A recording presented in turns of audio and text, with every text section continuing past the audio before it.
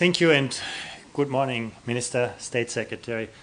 It's a real pleasure to join you this morning, and I want to congratulate Slovenia for completing the survey of adult skills PISA successfully. Slovenia was the last country to join the second round and the first country to come out of this. My congratulations to this. My congratulations also for convening this conference. You know, to think early about what you're going to do with the results from the survey, how to interpret them, how to use them for policy formation. You start with this early. You give yourself a year's time to come up with answers when the data will raise a lot of questions. And last but not least, I want to congratulate you for doing this together. I see here the Minister of Education, the State Secretary for Employment. I see a representative of the unions, of civil society, of the research community. And that is so important. Skills is everybody's business, and by doing this together, you create the best possible platform to actually make the most out of this survey. Skills matter for the lives of people, something that your grandparents told you probably already, so that's not new, that's not something PIAAC has invented. But the survey actually allows us to quantify this, and that's very important too. Here are results from the survey. You can see, for example, you are more than twice as likely to be employed if you are at the high end of the skill distribution, literacy, numeracy skills, than if you just have baseline skills. You're almost 3 times as likely to earn a good wage. So actually the economic prospects of individuals are greatly enhanced by their skills. But it doesn't end with money. You can see actually there's a relationship with this perception of people of their health. Volunteering. It's actually quite amazing to see that actually the engagement, the willingness of people to give back to society is quite squarely related to the skills they have. People at the high end of the skill distribution see themselves as actors in society. They think they can change things. People at the bottom end see themselves as objects of political processes. They believe, anyway, I have no influence in my society. Again, you can see how skills are the big enabler for people to become active citizens, to contribute to society. Even trust in our societies is closely related to the skills of people. And trust is, the foundation for any transaction in our society, any business transaction. And it's the glue that holds together our societies. And we think typically, trust depends on, how you were brought up, your family, the institutions in your country. That's all true. But the capacity of people to use those social tools depends on the skills they have. And this is why this goes far beyond the economic dimensions of this. At the very same time, everybody sees today also that degrees alone don't automatically translate into better skills, better jobs, and better lives. In fact, in many countries we have this toxic mix. On the one hand, university graduates looking for a job, and at the same time employers telling you they cannot find the people with the skills they need. There's something more to degrees and qualifications, and that's actually brought us. That's why we created PIAAC. To think about, what are the knowledge and skills and, in fact, competences that help people to become successful. One thing is very clear. In today's world, it's not sufficient to know something. No? In fact, Google knows everything today. Your success depends on what you can do with what you know. That's the key differentiator. Not building a good understanding of what knowledge and skills drive the kind of outcomes we aspire to. How can we develop those skills? We know quite well about schooling, university, but how can we develop skills over the life cycle of people? To give people the capacity and motivation to continue, build their skills. How can we ensure that we actually use the skills that people have in the most effective way? If you have great skills and nobody knows about it, it's not good for you. How do we make best use of the potential in our societies? And last but not least, how do we make that everybody's business? So every society in Slovenia also needs to figure out, who should pay for what, when, and how. These are very, very difficult decisions, and we need to have the robust evidence. These are the questions really underlying the PISA evidence base. And we thought about it in terms of three pillars, really. The first pillar is the one that is perhaps most familiar to us. How do we best develop skills? At what stage in people's lives do we develop what skills best? Thinking of skill development as a lifelong, life-wide process. And then how do we activate those skills? If we develop great skills, we're not making sure that people can use them. We're not using our potential. And you can see already here why intergovernmental collaboration is so important. The Ministry of Education is primarily concerned with developing the right skills. The Ministry of Employment worries about, putting those skills to good use. But there comes a third pillar where you actually see where they need to work together. How do we use skills most effectively? How do we match demand and supply? This is something where ministries of education, ministries of employment really have to work together on. So let me show you the kind of questions that PIAAC allows us to answer. And I start with the part that relates to the development of skills. Now, the first question really is about how do we understand changes in what our societies expect. Now, this is very, very hard. Some people say, easy, just ask employers. Employers are very good in telling you what skills they need today. But what about the skills you need tomorrow? What about the kind of skills that will enable Slovenia to become the next economy, the next society? This is not an easy question, but thinking about this, some of you may have seen this cover of the recent Economist. Now, there are going to be dramatic changes in our labor markets. The kind of things that are easy to teach, easy to test, are also the kind of things that are easy to digitize, automate, outsource. Lots of jobs disappearing. We live in this digital, flat world, but how well are people actually prepared for this? One of the things that we did in PIAAC is we tested, as Petra has explained to you, we tested the digital skills of people. And here are the results. You can see that people in Sweden and Finland have better digital competencies than people in Ireland and Poland. There are differences among countries, but look at the overall length of the bars. You see that there's only about 1/3 of people in our societies that actually do have the kind of skills that you need to be successful in today's digital world. People say the world is flat. Anybody can collaborate, compete, connect with anybody else. In fact, it's true only for 1/3 of the people.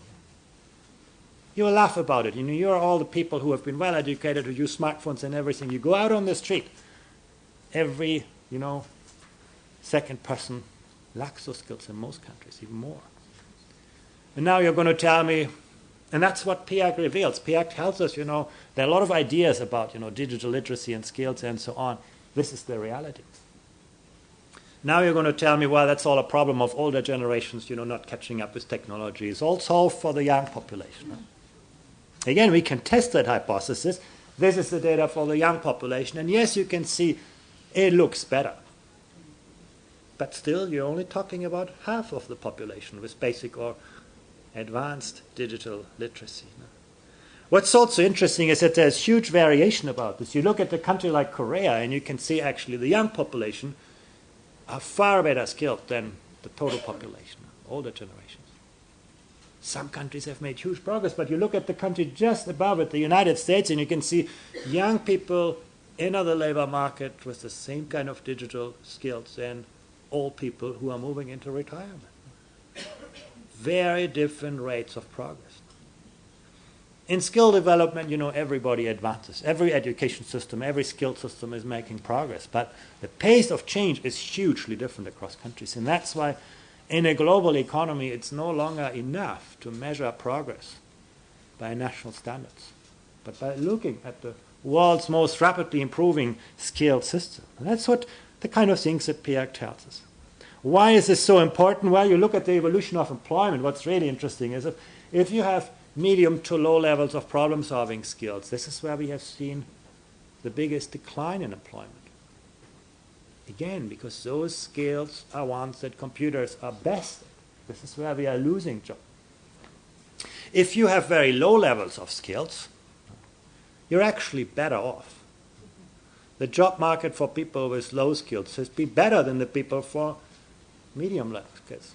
They pay you less and less. Now that's where the growing wage inequality comes in. But there are lots of low-skilled jobs in our societies. But in fact, the only growth occurs at the high end of the skilled spectrum. That's what we see from when we project the PIAAC results back to the kind of occupations that have seen important changes. There are also changes in the nature of the skills that made people successful. Now, this comes from the United States, where they actually looked in very similar ways, like PIAAC, at the evolution of skill demand. And you can say, in the 1960s and 70s, they built a lot of factories, they needed more people with manual skills, and then those skills declined. But in fact, the steepest decline happened in what we call routine cognitive skills. Once again, the world economy no longer rewards you just for what you know, but for what you can do with what you know. We see a rise in non-routine analytic skills. This is not reproducing what you know, but extrapolating from what you know, using your knowledge in creative ways. Very much the kind of skills that we're trying to assess in PIAAC. And last but not least, social competencies. Your ability to collaborate, compete, and connect.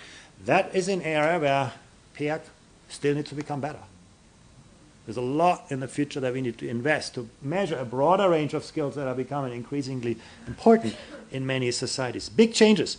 Now, when you look at the evolution of skill demand, what matters today are ways of thinking, creativity, critical thinking, problem-solving capacities, decision-making, keeping learning, the capacity to learn. It's about ways of working, collaboration, communication. Working with people who are different from you. Innovation is no longer about you having a great idea and doing it, but you being able to connect the dots where the next innovation is coming from. And the kind of tools.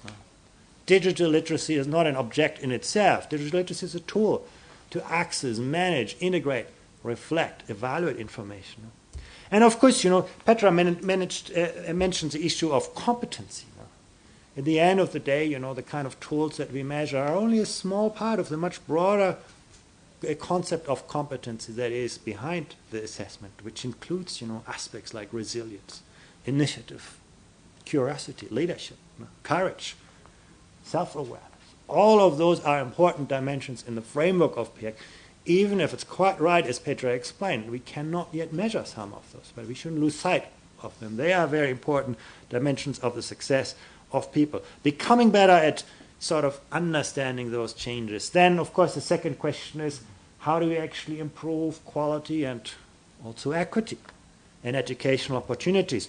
Our PISA survey shows that there are huge differences on both dimensions. On the vertical axis, you see countries positioned by the quality of learning outcomes in school. On the horizontal axis, by the extent to which they make success independent of social background. And you can see Slovenia sort of right in the middle. It's sort of a typical country. Could become better in raising quality, could become better in making education more equitable. And what's interesting is that there are no trade-offs between quality and excellence. Now, you can actually see a number of countries that are good at both dimensions. Now, that's basically something we can see. Education in school is a starting point, but education in school is a very strong predictor of what happens later to people. Here I've put together on the vertical axis the results from PISA, on the horizontal axis the skills that we measure from people later in their lives. And you can see countries almost come out on a straight line. If you look at this as a statistician, you think this is great. We have two different surveys, they tell us a similar story, there must be some truth in there. If you look at this as a policymaker, you get very worried. It basically means, what we don't get right early in the lives of people, we are not very good at correcting. Our societies are not very good in developing talent that hasn't been established early on. The link is worryingly close. If you look at the young people who are badly prepared, huge variation across this. If you look among 16 to 29-year-olds, there is a very high share in some countries. You talk about 30% of American young people who do not even have the basic numeracy skills. I'm not talking about, rocket science, people who become engineers. I'm talking about the kind of skills that you need in everyday life to be a sort of reflective citizen, to succeed in your job. Huge variability across countries. Now, Korea, Finland, Japan, very small shares. But we have a very significant share of young people that fall below the radar screen.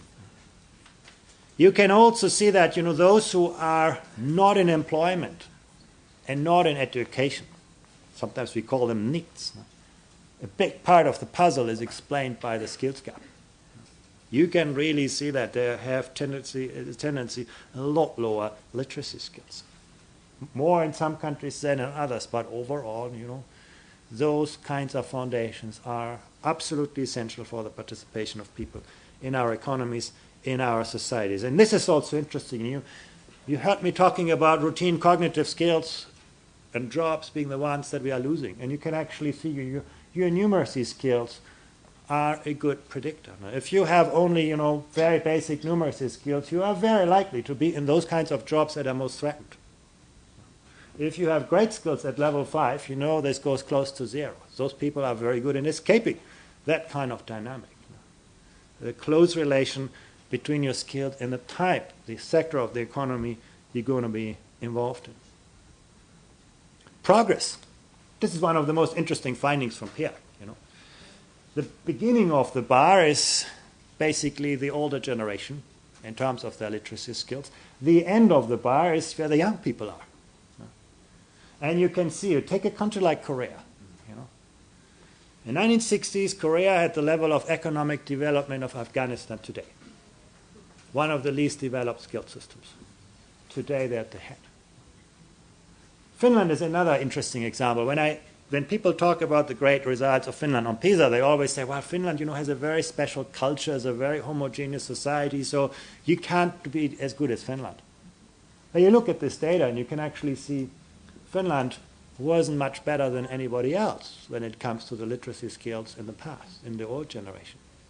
What Finland has seen is enormous progress over successive generations that puts the young people ahead of everyone else. But the higher you get, in Norway, you start to get worried, Older Norwegians have higher skills than their peers. Younger Norwegians are falling behind. And then you get to the United Kingdom where you can actually see, the people getting into the labor market have the same skills as the people moving out. In a very different world, in the past, those skills may have been sufficient. In today's world, they are going to struggle very much. So enormous progress, differences in progress. I want to come to a second point, and I've added this to the presentation because I think it's a very important part in Slovenia. Slovenia, that like many European countries, is a country where everybody very carefully looks at your CV, the formal qualifications that you have obtained. This is the gateway to success in employment and social life. But be careful. The qualification that you got doesn't always tell you everything about the skills that you have. I'm a good example. I mentioned that this morning in another conversation. I'm a physics graduate. I was very, very good when I got my university degree. If you put me in a laboratory today, probably I'm not going to be a great contributor, because the world of physics has advanced dramatically since I got my degree. At the very same time, I have acquired other skills that are not visible in my CV, because they're not easily countable. So qualifications give you a very partial picture. I want to show you one slide. This is for Italy.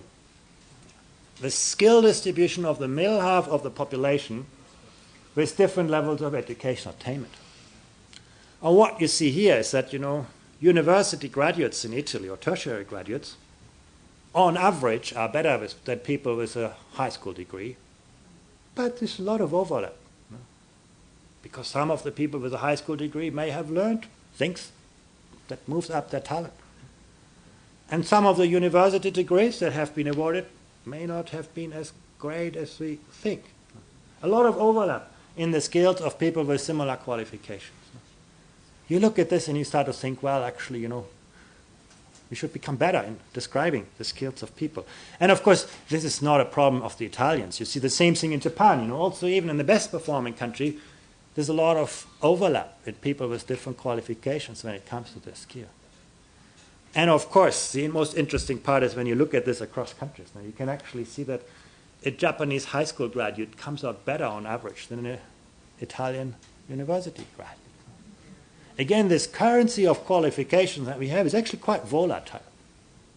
doesn't tell you everything about the skills within a country and surely not across countries. That's also why I'm often, I think the Bologna process is a great effort to harmonize university education, but it by far doesn't go far enough. We need to actually drill down to the actual skills of people, not just, lengths of education and so on. Again, skills are much more than degrees and qualifications. Getting employers involved. One of the great features of the survey is that we can actually look at the interlinks between this. And I show you just one chart which is really interesting, which shows you on the vertical axis the skills of people and on the horizontal axis the age. If you are in education between 16 and 25, that's the red line, you learn something. That's the good news. The line goes upwards. But, if you're in education and work, you start out lower because that's typically not the first choice of people. But you end up at a similar point. Even the people who are just in work, building skills. The only people in trouble are the people who are not in education and not in employment, who end up worse than how they started. Because one thing also, we should remember, skills that we don't use, we lose. So actually, PIAAC can tell us something about the different environments in which we build skills. Now, when we think about vocational education, we think about work-based learning. But in fact, the PIAAC data shows us, the extent of work-based learning varies a lot. If you are in Germany, for example, in an apprenticeship, you learn a lot at the workplace. Employers are very good in providing high-quality learning and training opportunities for people. If you are in Italy or the Slovak Republic or France or Korea, you may attend a vocational program, but you'll never see a workplace, or very rarely. Those things are important. With PIAAC, we can actually relate and look at the quality and the type of provision that people undergo. Very, very important part of the equation. We're able to understand the kind of mechanisms that people learn. Usually we just label people. You got your vocational degree or got a university degree.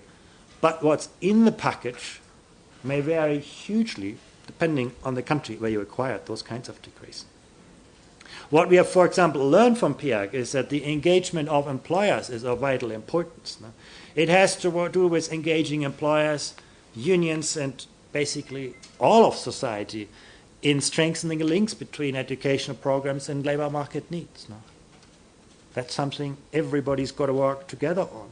It's about drawing on employers' perspectives, so think about, to what extent is what we are teaching today in different contexts related to their current, maybe their future needs. It has to relate to, what are the mechanisms that we have. Countries have very, very different mechanisms to negotiate those kinds of processes. Again, I'm really impressed by this meeting here, bringing together the different perspectives and stakeholders. Very important.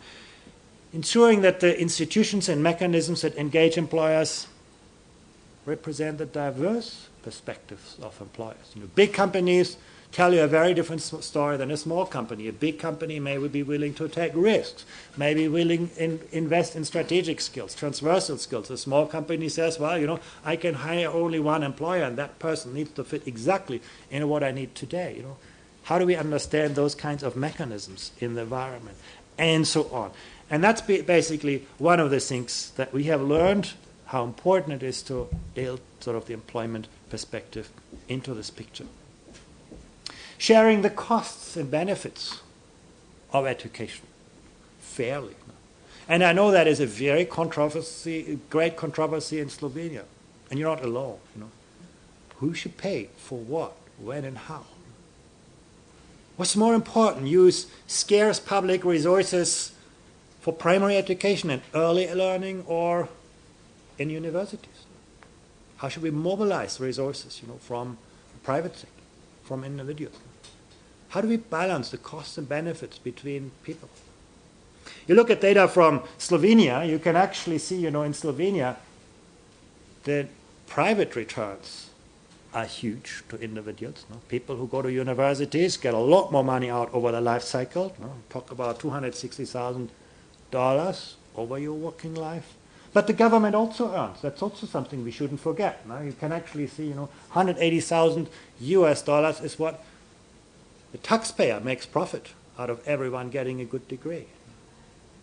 So what does it mean who should pay for this? Slovenia has basically decided, and we have some data, well, it's all a public business. That's sort of something we should open up, and PIAAC can tell us about the costs and benefits of different kinds of provision. You can see, for example, England has been a country saying, we have actually no more additional public money, but we want to give a lot of opportunities to a lot more people to actually go on to advanced degrees and qualifications. So they have actually said, well, let's build an income contingent loan system where people can borrow money, we give it to them, and we ask them to repay it if they earn very well. That's their response. In the case of Slovenia, you can see at the end, that's not been discussed so far. But again, I think PIAAC raises the question, who should pay for what, when, and how in the field of education? And the good thing is we no longer have to discuss these things on ideological grounds. We have actually evidence. With data, we can see the consequences of different types of educational skills on this. But I want to move on to the second part, and I'm keeping that brief because my colleague Marquis is going to reflect on this. How can we actually activate the supply of skills? No? How do we find out actually who is not working? We heard already this morning, older workers. In Slovenia, they retire early, they withdraw, they remain inactive. That's a huge loss for society. There are other marginalized groups. Who is it who's not working, not supplying what they could supply to society? Very important. I'll give you just one example. That share is quite high. The blue bar tells you the young people who are not in employment, not in education, and not even looking for work. They have basically given up. The red part are the people who are not in education, not in employment, they're looking for work. Now that's actually, for Slovenia, the bigger part. But, we should be worried about those, particularly about those people on the blue bar. Who are they? People who have given up. And again, we can see those kinds of data from PIAAC. We can also see, for example, how they are employed. Now, some people may be in employment, but they may be on a very kind of fragile temporary arrangement. That's not always a bad thing. Often you start your career in this, but we actually see that people on temporary contracts often do not use their skills as well as they could be. And again, you can see huge variability across these countries. It just gives you a taste of the kind of opportunities that we have for the very first time to study skill-related issues on a broader scale. How do we actually help people look for work? Creating incentives for people to actually get a rewarding job that actually is worth the investment. How do we ensure that people with great skills are not leaving the country, but actually capture their potential? How do we dismantle non-financial barriers to participation in the labor force? It's not all about money. It's also about rigidities in the workplace. People not being able to work in the way they can, working part-time or otherwise, and or having access to childcare, for example. Some countries that is a big barrier. So thinking about those barriers, we can identify them with the data, and in the case of Slovenia, giving people better opportunities to actually deploy their skills and develop their skills over the life cycle. Those are the kind of questions that we can actually address also on activating skills. But I want to come to the last part, which is the most intriguing part of our work at the OECD, really. How do we actually integrate this perspective of skill demand and skill supply? And it's not a stable situation. That's actually a rapidly evolving kind of dynamism. It's not about, someone figuring out these are the skill needs and then somebody else says, okay, I redesign my education system to provide them. No. As someone told me this, I like this analogy. It's a fast-moving car where you have to change the wheels while the car is actually moving. That means we have to create the kind of responsive, adaptable skill development policies that help us to do that. So how can we put skills to effective use? I want to start with something that is really showing this in good ways. If you are in the green line, you have a good wage and an increasing wage. Who are the people in the green line? It is what we call a high skill match situation. Those people who have great skills and who work somewhere where their skills are really needed. good skills are a match to good jobs, and you are fine. The yellow line are people who have a skill deficit. What do I mean by this? They have a job that actually is more demanding than the skills they have. And what these data suggest from PIAAC is actually it's a good thing. If you have a job that is more demanding than you are, of course you start lower because your employer is not going to pay you for skills you do not have. No? But you keep growing. The demands are pulling you up. But if you have more skills than you need, if you are on the skill surplus side, things are not looking good. No? Basically, where we have over-skilled people, we're actually the job prospects are deteriorating. And I'm saying this particularly in Europe, because in Europe we have become very, very good in sort of protecting those kinds of jobs that use the skills of people least. Nobody likes to close a car factory in Europe because it creates lots of people on the street tomorrow.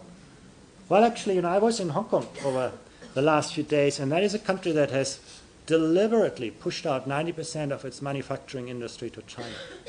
They haven't lost those jobs.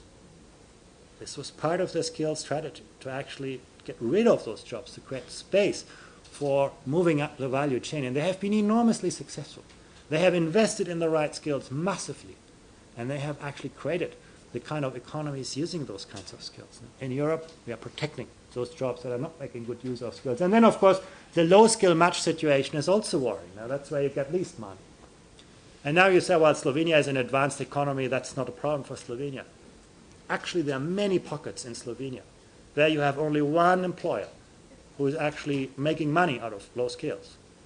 And you have many young people who think, well, that's the only game in town, so why should I study hard and invest in my skills? These pockets of low skills equilibria are ones that countries need to address, Slovenia included. It gives you an illustration of the things.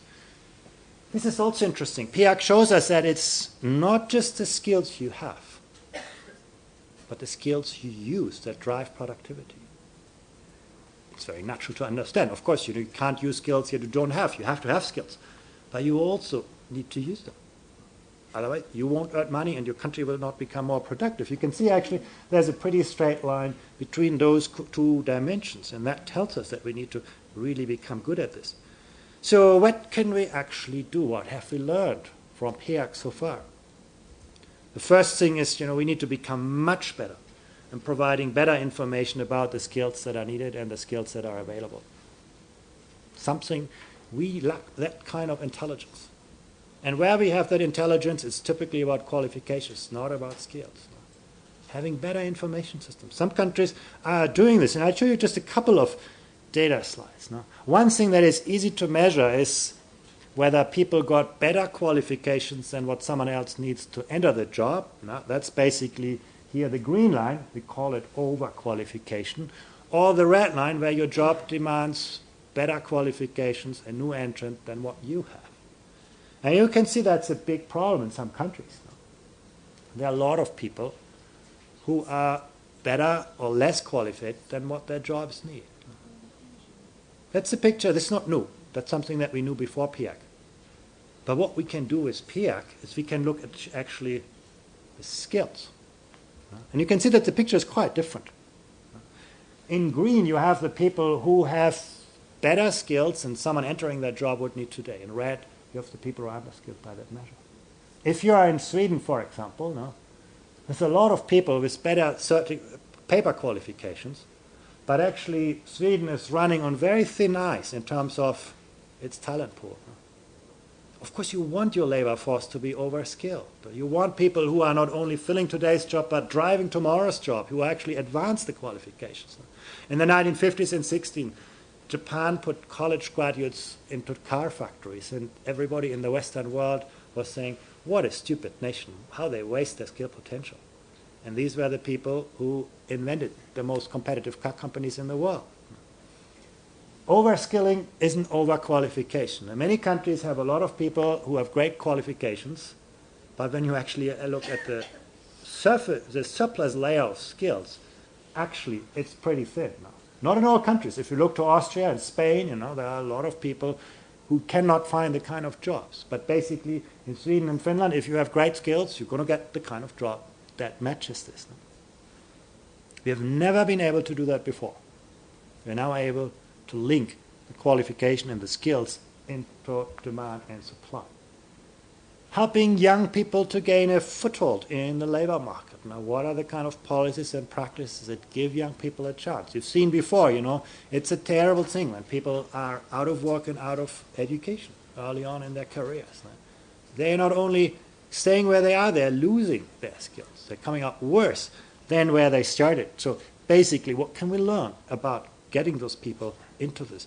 Making skills more transparent. Once again, if you have great skills and nobody knows about it, then, it's not going to be useful for you, nor the country. We need to become better at making those kinds of things transparent. And PIAAC is a start. And by the way, we're now developing a PIAAC version that's also online, that will enable anybody in Slovenia, not just the people who are sampled, to actually assess their skills. Any employer, any individual. So that's something, those kinds of systems will be of increasing importance. I mentioned several times how we can help employers to make better use of the skills of employees, providing workplace that actually extract value from this. And what does PIAAC tell us about it? I give you 3 examples here: Japan, Norway, and the United States. Remember what I said about the United States? A country that has a very patchy talent pool. No? There are a lot of people with low skills in the United States.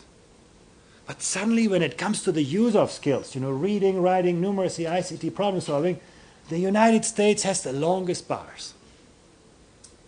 What does it tell us? The United States is very good in extracting value from the skills that people have. People who have great skills in Slovenia, they go to the United States because that's where they get a better job and a better life, some of them. The United States economy is very responsive to the skills that people have. It doesn't trap people in the kind of structures that we often have in Europe or in Asia. What did I tell you about Japan? A country that has the most advanced talent pool, at least on the skills that we can measure, so PIAAC. Highest literacy skills, highest numeracy skills, and so on. But in fact, the Japanese read a lot, write a lot, numeracy is so, ICT quite poor, and almost no problem solving. Maybe they have no problems. But surely what you can see here is that this is a major challenge for an advanced economy. So again, if you have the greatest talent and your economy isn't using that talent, you're not going to see much benefit out of this. So you can see almost the 2 biggest economies in the OECD, the United States and Japan, are on opposing ends. One has developed great skills but is not using them well, and the other one has a real skills shortage at hand. Very different drivers. That tells you also why the mix of economic and education policies will be very different in different situations. For the first time, we can put the puzzle together. People have always wondered, Japan has such fantastic education system. Why is it not doing better in its economy? Some people have said maybe education is not so important. But actually, this is the answer. They have an economy that puts people into silos, in sectors, that rewards qualifications, not skills, and that's what we get for it. For the first time, we can see those kinds of differences in a comparative way. Of course, mind you, the Japanese problem is much easier to fix than the American one. If the Japanese would, get their act together, make the labor market more responsible, more flexible, they would see huge increases in productivity. The American problem, fixing the pipeline, better schools, better universities, all of that, that's going to be really hard work, and it's requiring a lot of time. But again, we can see those differences. And by the way, this isn't just about reading, writing, and numeracy. You can see this also, task discretion, influencing others, cooperative skills. We have looked at all of that in PIAAC, and the picture is quite similar. And again, use of skills is again a powerful predictor. On the vertical axis here, you see differences in salaries of people. You can see, for example, in Estonia and Japan and Korea, there's a huge gap between men and women in the salary they get.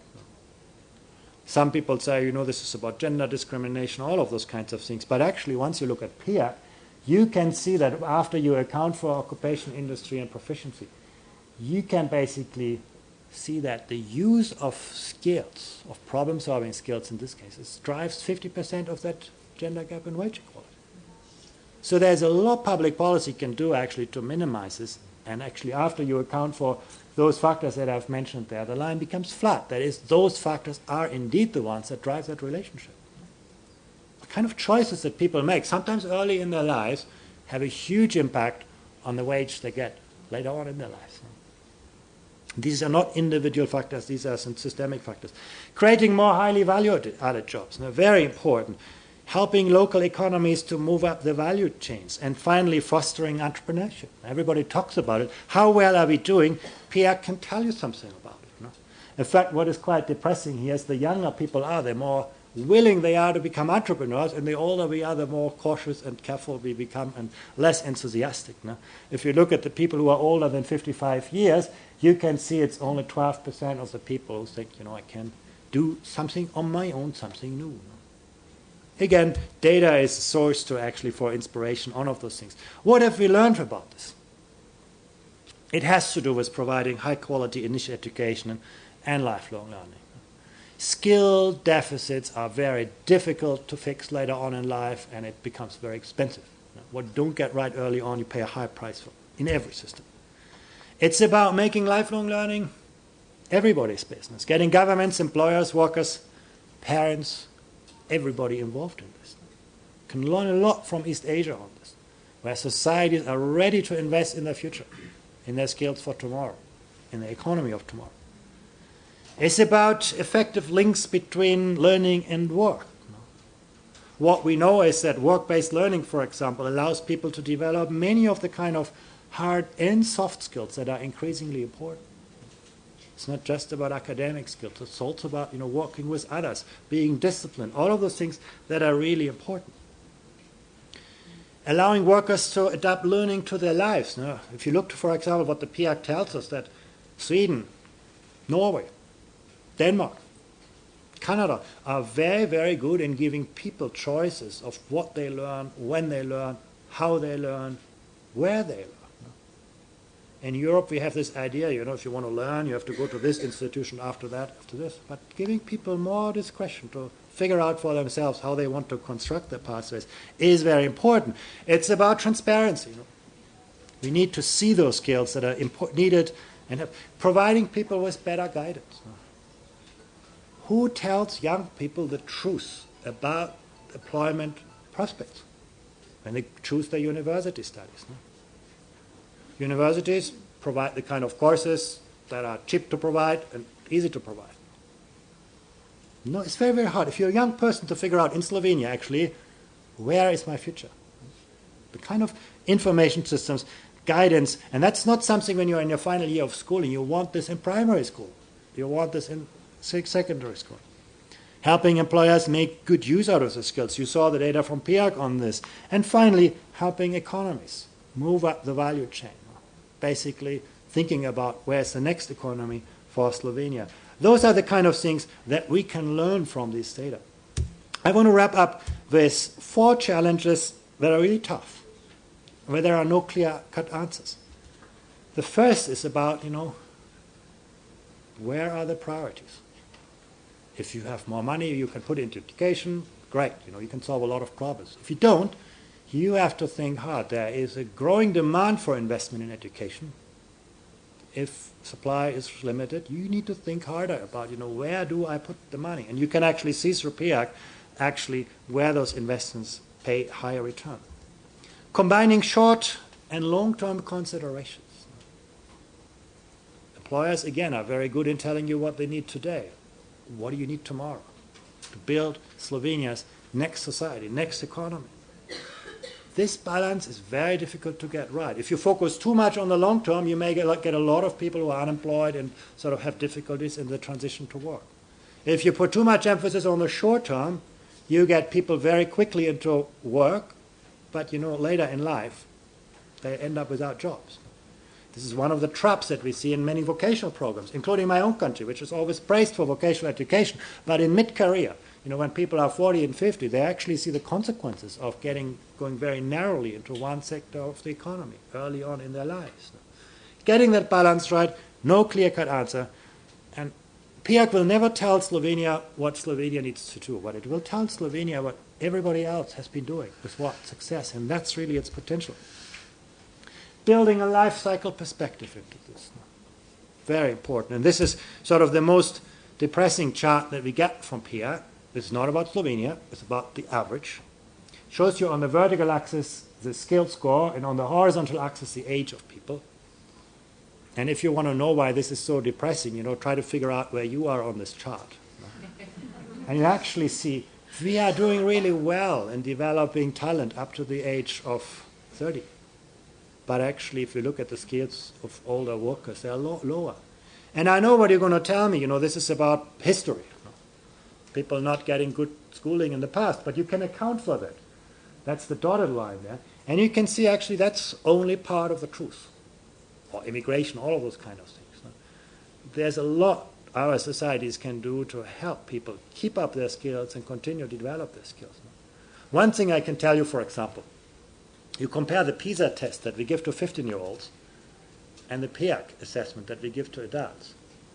And if we would use the PISA test, most workers would not be able to do what 15-year-olds today can do.